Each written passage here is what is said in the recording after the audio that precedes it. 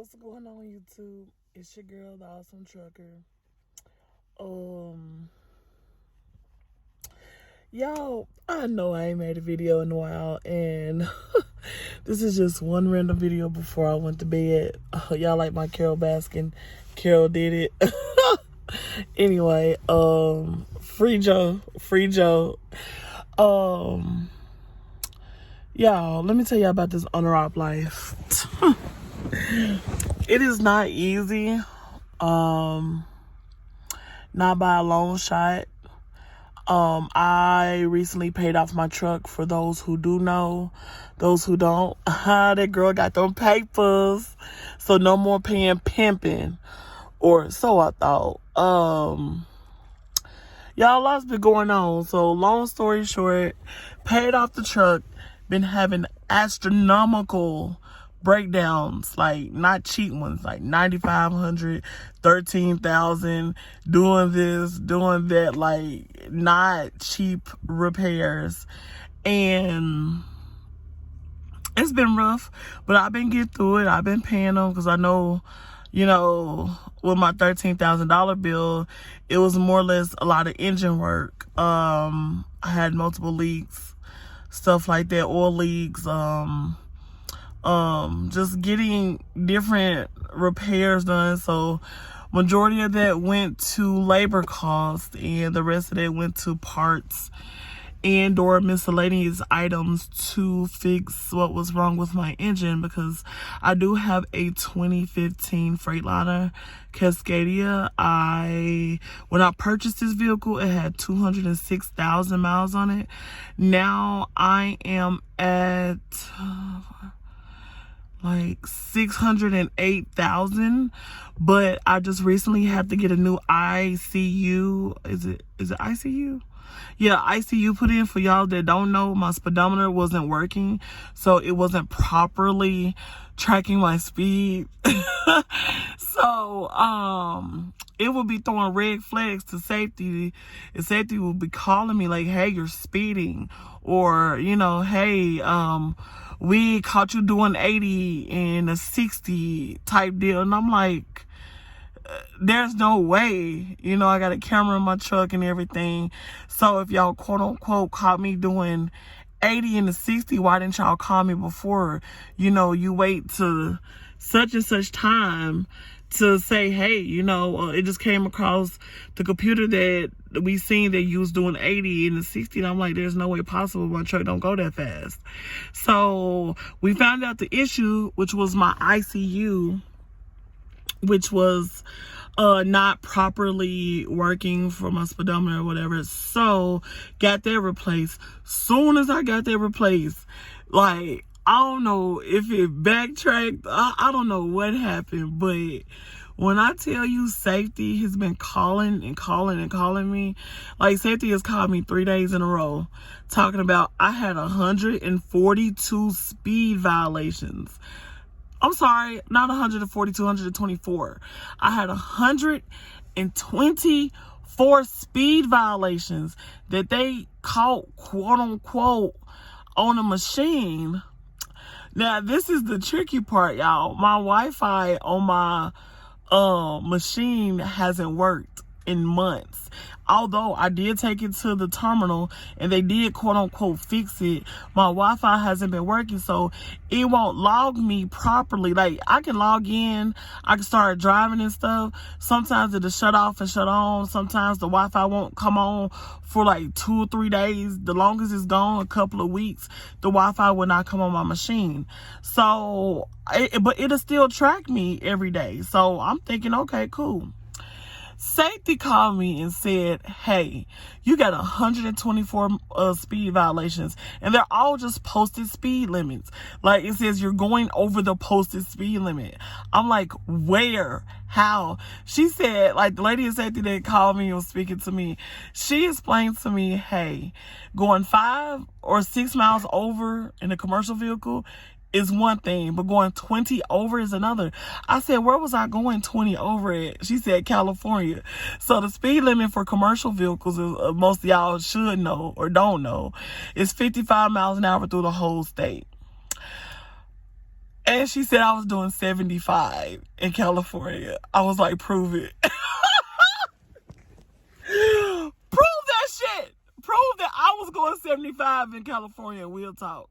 Because if that camera was on and rolling, quote unquote, y'all could constantly see everything.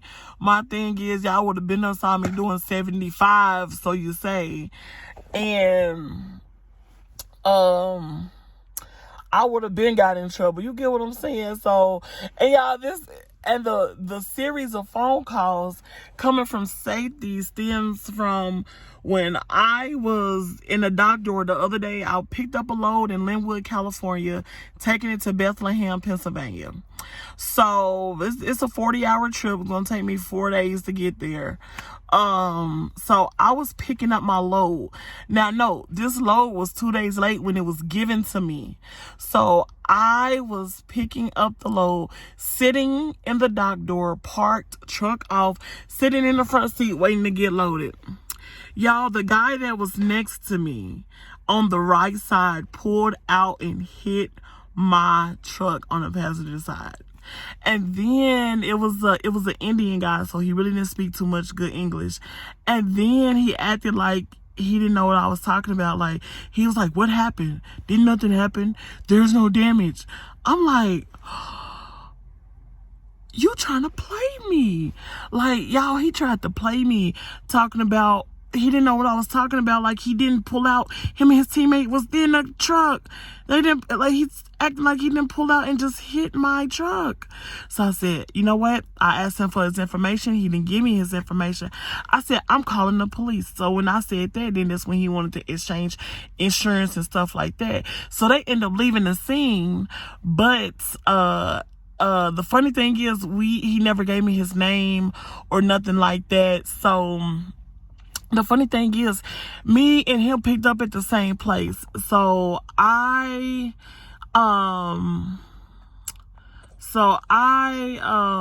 checked in right after him, and the police ended up showing up an hour later.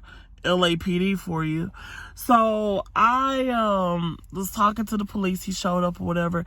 So, you know, he couldn't write a incident report since we were on private property, but he did give me like a report number. So it just so happened he was like, hey, don't y'all have to sign in at these places? And then it dawned on me, when I signed in, I had to give my license number, and so did that guy. So I ended up getting his name and his license number and the company he works for. So my company is handling that right now, but I was just like, you ain't trying to play me. So the next day, safety sent me an email stating what happened, reporting of all the information, you know, everything like that. Then they put a non-preventable on me, and I was like, non-preventable? I said, but will that affect me? And she said, no, because you wasn't at fault. The vehicle was not moving. You were parked in a dock door getting loaded at the time the guy hit you, so it does not count against you. Because I'm like, baby, I've been out here driving all these years, and I ain't never had an accident. My record's super clean. And all of a sudden, I'm sitting in a dock door getting loaded, and some guy want to hit me. So ever since I talked to safety about that one incident, y'all, they have been blowing my phone up. So I'm just all over the place with this video. I know I ain't been on YouTube for damn near a year, and this is one random ass video I'm making. Yeah. I'm over here in Wichita, Kansas. I'm done driving for the night, so I'm just gonna lay here and contemplate what the fuck is going on. Like, oh, and then y'all, today, so many of y'all know, if you're coming from New Mexico, and if you're going anywhere towards like Chicago or Kansas City or anything, most truckers know to take Highway 54. I usually take it in Tucumcari, New Mexico, get off at their Lowe's, run Highway 54 all the way out through Kansas, get to Illinois, run through Chicago, all that bullshit, or whatever the situation, if I need to go that way. Well, y'all, I was on this back roads today, and then I passed this vehicle. So no, the speed limit back there is 75. 85 miles per hour, okay? The vehicle in front of me was doing 60 in the 75. So I proceeded to pass said vehicle on the left when the lane opened up to 2 lanes for us to pass. Now I passed said vehicle and the lane was ending. Now, no, I was driving and I seen a vehicle try to speed up on my side, but I'm already at full speed, so I'm not slowing down. Like, you snooze, you lose. So you stuck behind me on this 2-lane road. So the road ended and they had to slow down to get behind me. So, you know, these people called my company on me. Hold on. And told my company I passed them doing 85 miles per hour on a 2-lane back road in the middle of, had I crossed into Texas or was I in Oklahoma? I think I was in Oklahoma on US 54. I passed a vehicle doing 85 miles an hour. The safety called me and my boss called me at home. And my boss, I don't like bothering her on the weekends because she's sweet as she can be, but she deserves the weekends off, like as much as she works. And she called me. She was like, Tiffany, did you just get a call from someone? I said, yes, ma'am. I said, safety called me.